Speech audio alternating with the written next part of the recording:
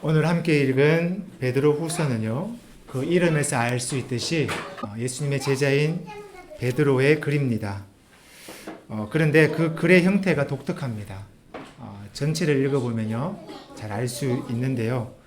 일반적인 권면이 아니라 유언입니다. 유언.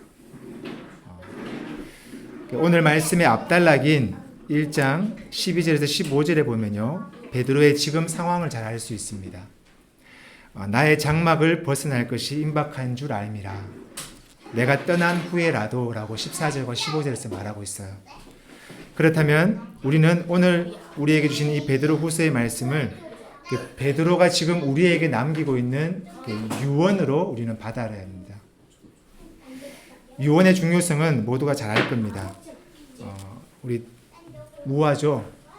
비 오는 날이 되면 청개구리가 왜 우는지 알죠? 비 오는 날 청개구리 왜 울죠? 엄마가 보고 싶어서. 그런 이야기인가요? 네. 설명을 드려야 되나요? 네. 청개구리가 비 오는 날 우는 이유는요.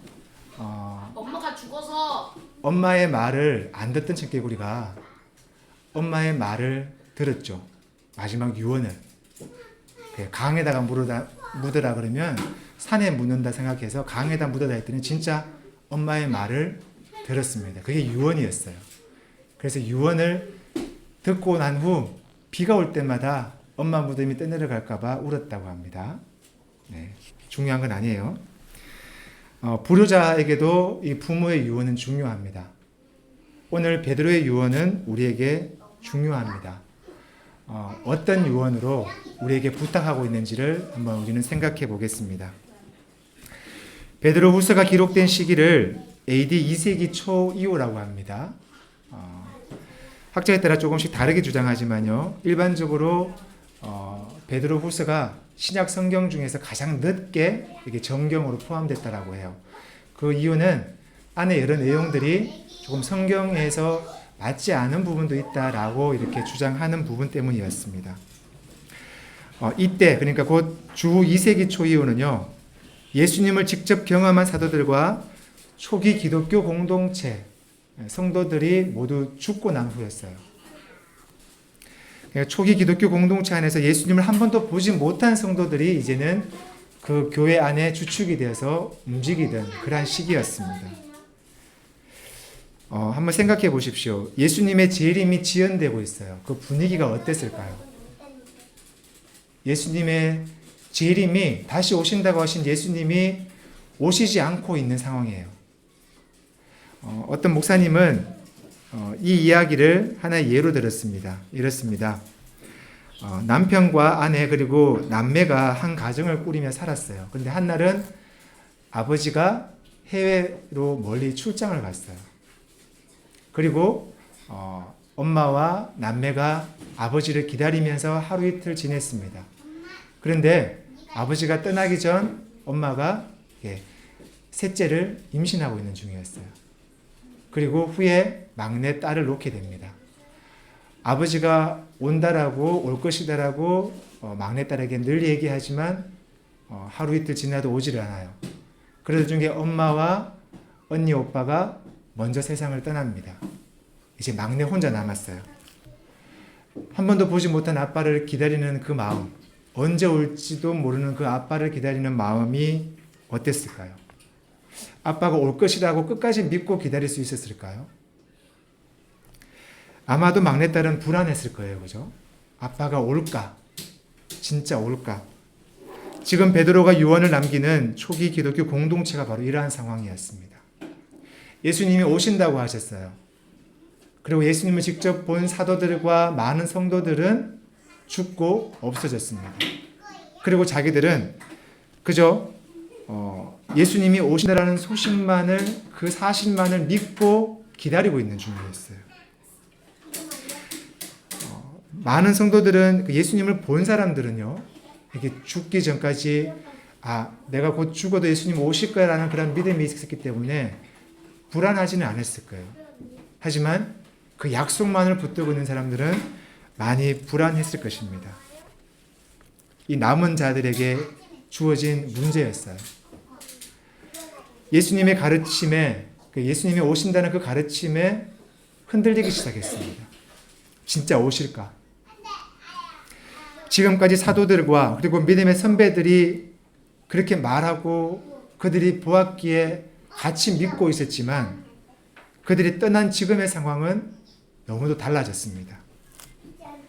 예수님의 재림에 대한 확신 또한 없어지기 시작했어요. 이러한 그들의 흔들림에 베드로는 흔들리지 말 것을 마지막까지 유언으로 부탁하고 있는 거예요. 지금 우리에게도 동일하게 부탁하고 있는 겁니다. 그들의 흔들림이 무엇이었는지를 그들을 흔들고 있는 것이 무엇이었는지 오늘 16절에서 이야기하고 있습니다. 16절 말씀을 한번 눈으로 따라오십시오. 이렇게 말합니다.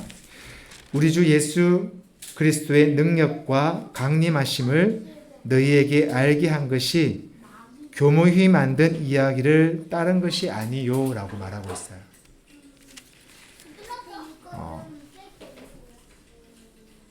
그들을 흔들게 했던 것은요, 그들에게 예수님을 보았던 사도들과 믿음의 선배들의 부재도 중요했지만, 그죠? 함께 했던 사람들이 사라졌음도 그들을 흔들리게 했지만, 더 중요한 것은요, 베드로후서 2장에 보면 잘 나와요. 거짓 교사들의 출현입니다. 거짓 교사들이 나타나서 그들을 더 흔들게 하고 있다는 거죠. 그들의 주장을 오늘 16절에서 이렇게 말합니다. 예수님의 재림이, 예수님이 다시 오신다는 그 이야기가 교묘히 만들어낸 이야기, 곧 신화라는 거죠. 꾸며낸 이야기다라는 겁니다. 신화. 이 신화는요, 그 당시 고대에서부터 그 당시에 많이 유행하던 것이었어요. 우주의 기원, 초자연의 존재적 계보, 민족의 시원 등에 관련된 그 신에 대한 서사적인 이야기예요. 그러니까 예수를, 하나님을 신으로 이야기하면서 그 예수를 하나님의 아들로 이야기하면서 신화로, 서사적인 이야기로 만들어버렸다는 겁니다. 고대로부터 내려오던 이야기 방식, 문학 형태였어요. 우리나라에도 있죠. 이게 단군 신화 이야기 있죠. 그죠? 혹시 여러분 중에 단군 신화를 사실로 믿는 사람은 없겠죠? 그죠? 신화예요. 이처럼 예수님의 재림, 다시 오심을 사실이 아니라 꾸며낸 이야기로 신화로 주장하는 사람들이 나타났다는 겁니다. 그들이 거짓 교사들이에요. 베드로는, 그리고 성경은 그 거짓 교사들을 아니다라고 말하고 있는 겁니다. 많은 사람들이 그들의 주장을 따랐다는 것이겠죠. 오늘 말씀 이후에 있는 2장에 보면요, 그들이 어떤 자인지를 말하고 있어요. 19절에 보면 그 거짓 교사들을 이렇게 얘기합니다. 열정에 사로잡힌 그리스도교적인 영지주의자들. 영지주의자는요, 이 땅에 어떤 우리의 육신은 필요 없고 영적인 부분만을 강조하고 약간 지식을, 영에 대한 부분만을 강조하는 부분입니다. 곧 그들도 기독교 안에 있는 사람들이었어요. 기독교와 전혀 다른 사람이 아니었다라는 겁니다. 유진 피터슨의 메시지에서는요, 2장 3절의 부분을 이렇게 얘기합니다. 그들은 자기만 아는 자들입니다. 그들은 무엇이든 그럴싸한 말로 여러분을 이용해 먹는 것입니다. 교회 안에 있으면서요, 다른 생각을 만들게 한다는 겁니다. 그들에게도요, 예수님의 재림의 지연이 혼란스러웠던 거예요. 그들의 신앙에 영향을 끼쳤습니다. 예수님의 지연이. 그리고 믿음의 선배들의 사라짐도 영향을 끼쳤습니다. 그러자 결국 그들은요, 자신들의 지식으로 혹은 자신들의 지위로 그럴싸한 이야기를 만들어서 사람들을 결국 자기에게 집중시켰다는 거예요. 그런데요, 이들이 이야기했던, 주장하는 신화, 예수님의 재림이 신화라고 주장하는 이 주장이 기독교 신앙을 무너뜨리려는 것은 아니었어요. 결국은 혼란스럽게 만들었습니다. 앞서도 이야기했듯이 이들은요, 기독교 안에 있으면서 예수님의 재림을 그 재림 지연이 몸으로 느껴졌고 같이 혼란스러워하던 사람들이었어요. 그런데 그들은요, 이렇게 나름으로 그 자신들이 가지고 있는 지식이나 지혜로서 혹은 지위로서 그 상황을 벗어나려고 모색했던 사람들이에요. 그들의 주장은요, 예수님의 재림이 지연되고 있기에 그 재림을 신화로 여기고 그 신화를 개인의 실존 안으로 끌어들여 버렸습니다. 무슨 말이냐면요, 예수님께서 구름 타고 내려오시는 그 종말론적 세상 종말이 아니라 현재 내 삶에 예수님의 재림이 일어나는 것으로 가르쳐 버렸어요. 그러니까 예수님이 진짜 오신다라는 사실이 아니라 그것은 신화고 내 속에 예수님의 재림이 임했어라는 것으로 멈추었다라는 겁니다. 그것을 가르치는 자들이라는 거죠. 지금 여기서 예수님을 영접하고 구원의 확신을 얻는 것이 예수님의 재림을 경험하는 것이다 라고 말하고 있어요. 이런 신앙을요, 그 현대적 용어로, 현대 신학의 용어로 루돌프 불트만이라는 신학자가 이 신학을 주장했어요. 그러니까 탈신화화라고 얘기합니다. 풀어 말하면 그 신화에 유치한 세계관을 벗어버리고 그 신화에서 실존적인 신앙 세계로, 내 삶의 신앙으로 끌어들이는 것이라고 이렇게 말하고 있습니다. 이걸 조금 더 설명하겠습니다. 오늘을 살아가는 우리도요, 어쩌면 지금의 우리의 삶의 자리가 중요해요. 개인의 실존의 자리가 중요하다는 겁니다. 그래서 어쩌면 우리도 예수님의 재림을 혹은 예수님의 여러 가지 기적 이야기를 신화나 어떠한 이야기로 생각하고 탈신화에서 내 삶을 영위하는, 그 내 삶에서 구원을 누리는 것으로 멈추는 그러한 모습이, 그러한 삶을 살고 있다는 겁니다. 조금 더 설명하면요, 2000년 전 그 사건, 거기에는 신경을 쓰지 않고요, 그 사건을 지금 내 삶의 자리로 해석해서 그냥 의미만을 가지고 와서, 내가 지금 이렇지, 그저 내가 구원받았어, 그저 내가 예수와 함께 있으면 돼 라는 것으로 멈추어 버린다는 겁니다. 이런 탈신화의 삶을 살아가는 자들은요, 삶의 자리가 바뀌어져요. 지금 내 속에 예수님께서 함께 하셔 재림에 계셔라는 그 믿음으로요, 이 땅에서 윤리적인 삶을 살게 됩니다. 세상의 정의와 평화를 이루자고 주장합니다. 예수를 믿는 것은 세상에서 착하게 사는 것이라고, 부도덕하게 사는 사람들을 비난하면서 자신과 비교하는 사람으로 이렇게 세워지게 되어 있어요. 기독교인들이 이 세상에서 삶의 모범을 보여야 한다, 먼저 변해야 세상이 변한다, 이렇게 주장합니다. 그리고 한국교회 많은 강단에서 이런 설교가 외쳐지고 있어요. 근데 틀린 말은 아니에요. 옳습니다. 틀렸다고 할 수 없어요. 기독교 신앙에서 높은 윤리적인 삶, 그리고 착하게 사는 삶을 아무리 강조해도 그것은 지나치지 않습니다.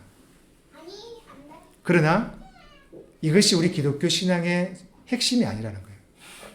신앙의 중심이 아니라는 겁니다. 이것이 중심이 될 수는 없어요. 그 신앙은요, 기독교 신앙에 따르는 결과예요. 행동입니다. 착하게 사는 것. 그것은 기독교 신앙에서 나오는 그냥 행동이지, 그 삶이 우리 기독교 신앙의 핵심은 아니라는 거예요.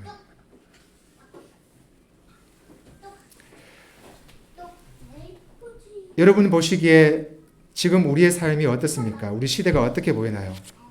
예수님의 재림을 신화화하면서 탈신화를 주장하는 윤리적인 삶을 사는 거짓 교사들이 어쩌면 나 자신부터 혹은 많은 강단에서 그 같은 설교가 선포되어지고 있지 않을까요?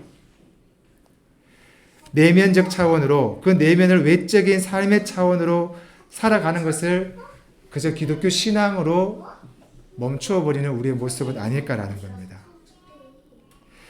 한국 강단에서 많이 선포되어지는 이런 설교가 호소력이 있습니다. 그죠? 착하게 살자. 이 땅에 정의를 이루자. 그것은 좋은 말이에요. 그렇게 살아야 합니다.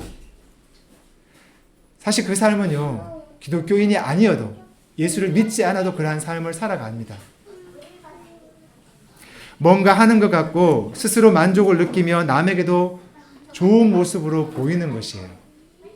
사람들이 많이 선호합니다. 하지만 우리의 이런 신앙을 오늘 베드로 후서를 조명해 보면요, 베드로 후서에다가 그러한 우리의 신앙을 조명해 보면요, 어쩌면 우리가 거짓 교사의 길에 서 있을 수 있다는 거예요. 베드로가 말하는 거짓 교사가 우리들일 수도 있다는 겁니다. 저와 여러분의 신앙이 그대로 노출되어 있을 수 있어요.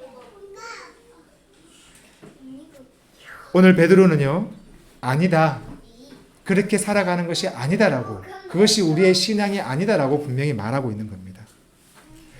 베드로가 말하는 우리의 신앙이 뭘까요? 16절 초반부에 말하는 한 문장입니다. 예수 그리스도의 권능과 강림이에요. 오늘 설교 제목이기도 합니다. 권능과 강림. 우리의 신앙은 거짓 교사들의 가르침처럼 개인의 내적인 변화를 일으켜서 외적인 삶을 사는 것, 그러한 차원이 아니라요, 예수 그리스도의 권능과 강림, 곧 예수 그리스도에게서 일어난 하나님의 영광과 하나님의 구원에 집중하는 거예요. 우리의 능력이나 나의 노력이나 내가 변화되어서 어떤 보기 좋은 모습의 삶이 아니라 오직 예수 그리스도의 권능과 그 강림이 우리의 신앙이라는 겁니다. 이 권능이란 단어, 오늘 제목에도 제가 갈로 쳐서 이렇게 헬라어로 표기해 두었습니다. 헬라어로 듀나미스라고 얘기해요. 우리가 잘 아는 다이너마이트가 여기서 나왔습니다. 폭발적인 힘, 능력, 가능성, 힘의 의미입니다.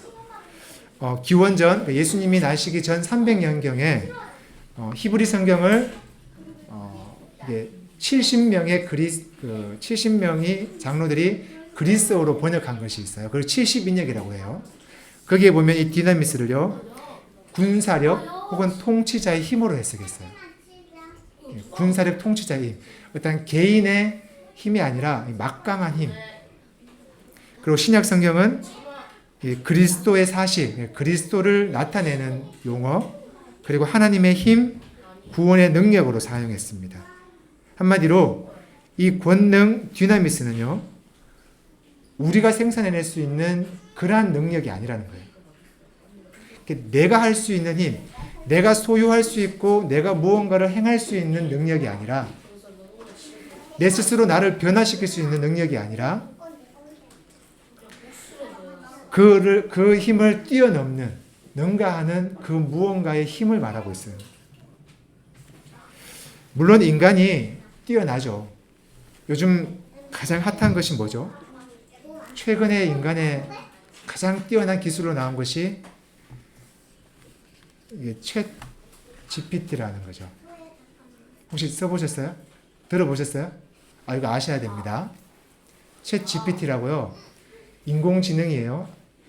AI입니다. 지금까지도 이렇게 질문을 하거나 뭔가를 물으면 답을 줬어요. 근데 아주 사전적인 의미로만 줬지만, 이거 챗 GPT는요, 윤석열 대통령도 사용해보고 권하고 있고요.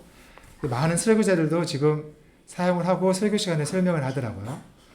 어떤 목사님은 설교문을 작성해 봤대요. 이런 겁니다. 오늘 말씀처럼 베드로후서 1장 16절에서 21절 말씀으로 설교문을 작성해 줘라고 하면 한 페이지든 두 페이지든 거기에 대한 설교문을 작성해 줍니다. 근데 그 내용이 이게 좀 그저 조잡하지가 않아요. 들을 만한, 볼 만한 그런 내용이다라고 이렇게 말을 하더라고요. 저도 사용은 안 해봤지만 여러 자료들을 좀 찾아봤어요. 어쩌면 영화에서 보았던 그러한 장면들처럼 언젠가 인간이 만든 AI가 인간의 자리를 이렇게 완전히 장악하는 그러한 시대도 올 것 같습니다. 인간의 위대함이죠. 자연과학이나 생명공학에서도 인간의 능력은 대단하죠. 그죠? 하지만 인간이 아무리 뛰어나다고 하지만 알면 알수록 미지의 세계로 들어가는 부분이 있어요. 바로 생명이라는 부분이. 생명을 만들어 보려고, 복제해 보려고 하지만 그것을 인간의 세계로서는, 인간의 능력으로서는 도저히 감당할 수 없는, 알면 알수록 더 무지해지는 것이 바로 이러한 과학의 세계다라고 말을 하고 있어요. 이 생명 창조의 능력, 이 능력이 디나미스예요. 무로부터 유를, 죽음에서부터 부활로 이끄는 힘, 이 능력이 디나미스라는 겁니다. 예수 그리스도가 바로 그 디나미스라고 베드로가 말하고 있는 거예요. 예수 그리스도가 그 능력입니다. 하지만 사실 우리가 아는 예수, 그리고 세상 사람들이 아는 예수는요, 그러한 능력자로 보여지지 않습니다. 오늘 우리가 함께 불렀던 찬송 중에도 나왔지만요, 예수님이 죽으셨던 그 십자가는요, 당시 가장 수치였고 가장 부끄러움이었어요. 세상 사람들이 가장 조롱하는 죽음의 방법이 바로 십자가였어요.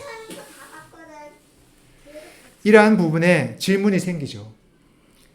그런 예수에게 능력이 있다고, 생명의 능력이 있다고, 하나님의 능력, 그것이 가능하다고? 그런데 이러한 시각만으로 세상을 보는 사람들에게는 예수님의 이 디나미스 능력은 보여지지 않을 겁니다. 이해할 수도 없고 발견할 수도 없습니다.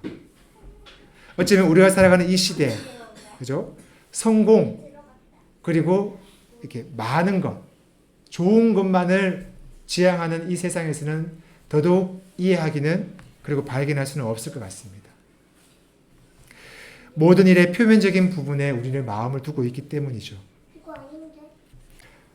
요즘 직장을 이렇게 저도 다니다 보니까 지금까지 한 20년도 교회 안에서 경험했던 것들을 다른 부분을 조금 경험하게 돼요.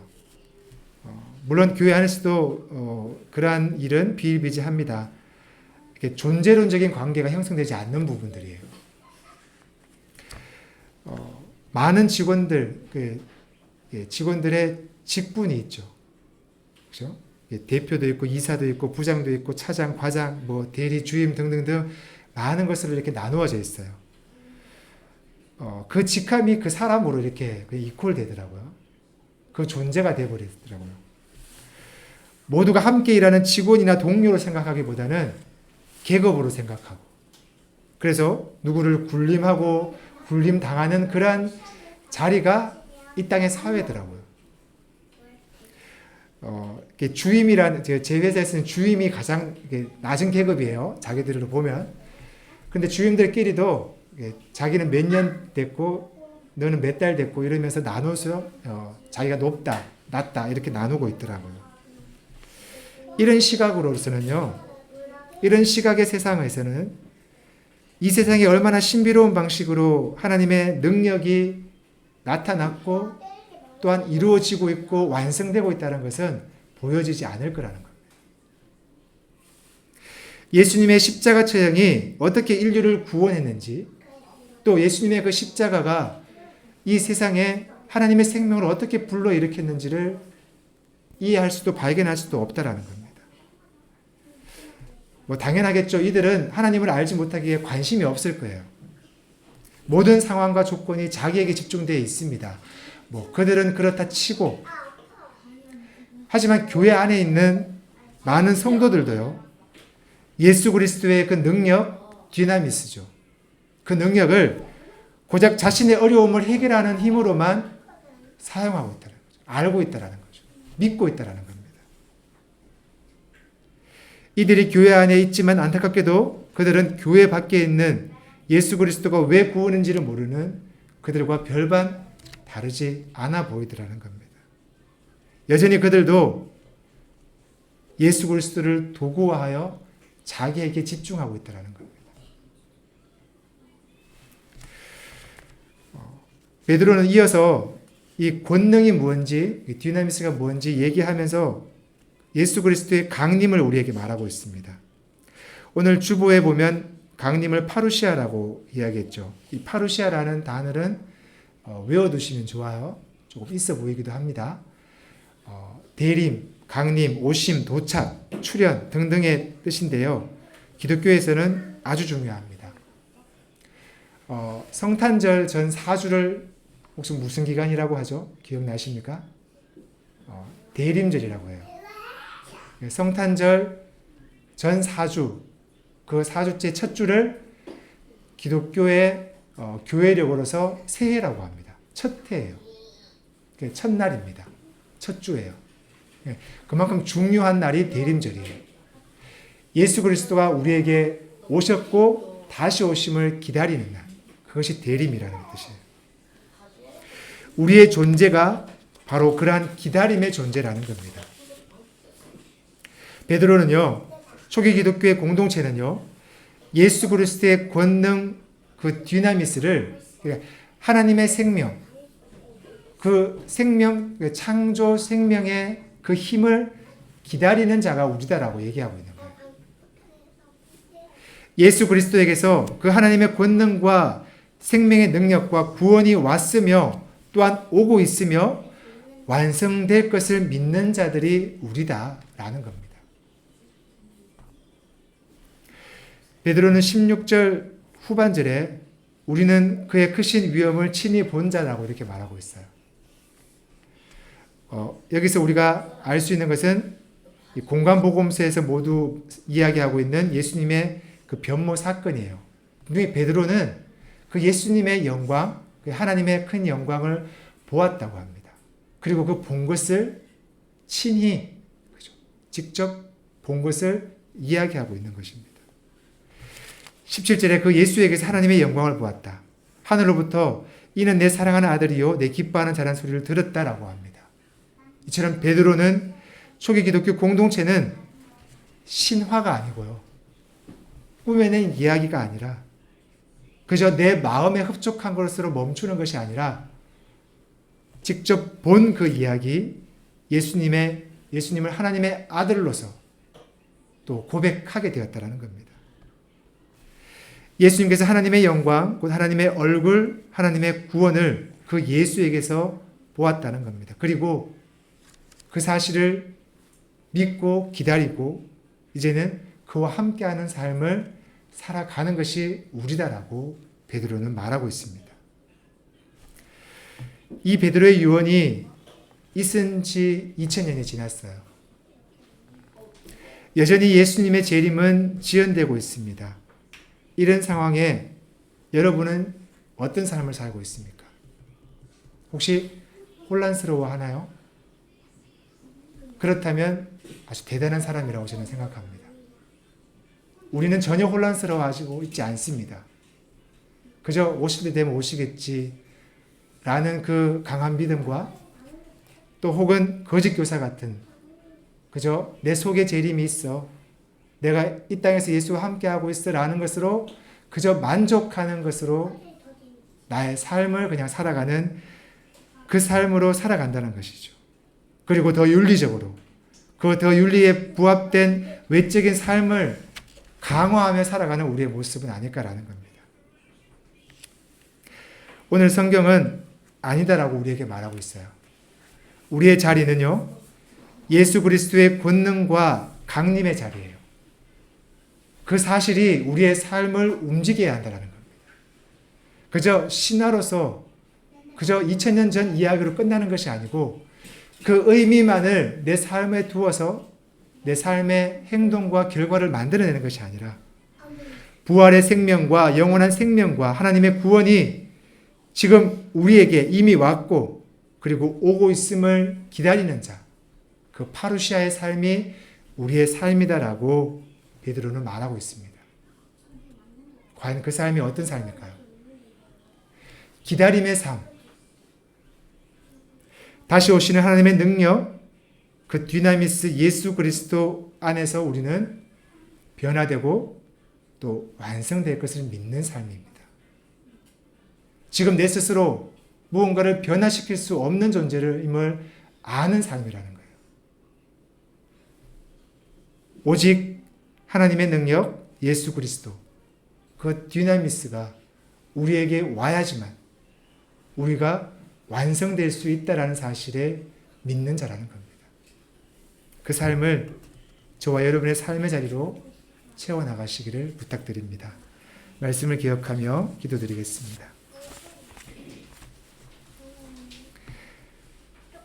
예수님을 믿는다고 또 예수 그리스도 안에서 구원을 얻었다고 하며 내 힘으로 내가 가진 것으로 나의 자리로 힘쓰고 있는 우리의 모습은 아닌지요.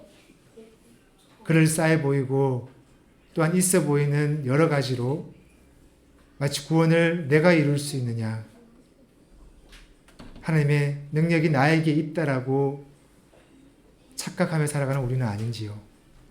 2000년 전 혼란스러워하는 그들에게, 그리고 아직도 여전히 지연되고 있는 예수님의 재림을 기다리는 우리에게 말하고 있습니다. 예수 그리스도의 능력과 강림을 기억하라. 그리고 그 삶을 살라라고 하고 있습니다.